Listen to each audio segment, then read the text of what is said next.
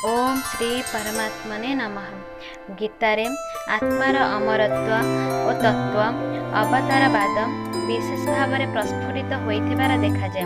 निष्काम कर्म, स्वधर्म पालन, ज्ञान मिश्रित भक्ति, नैष्कर्म्य सिद्धि, श्री भगवान कर्मफल समर्पण और सर्वधर्म त्याग इत्यादि प्रत्येकटी साधन निज निजर वैशिष्ट्य नहीं गीता धर्म रे प्रकृष्ट स्थान ग्रहण करी गीता को समुज्ज्वल करिछंती। एठारे वर्णित जे समस्त धर्म एवं अधर्म को परित्याग करी एकमात्र मोठारे भक्ति थिले तुमर सबु हेब।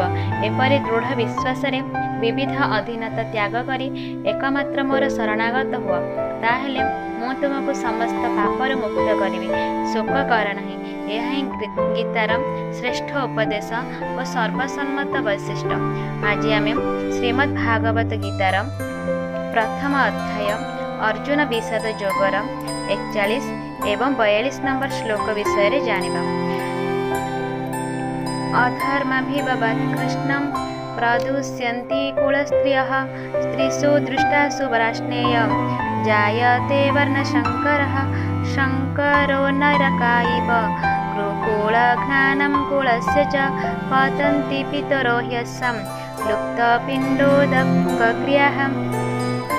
अर्थात हे कृष्ण, पाप अधिक बढ़ीगले कुल स्त्री माने अत्यंत दुश्चरिता एवं दूषित हो जाती।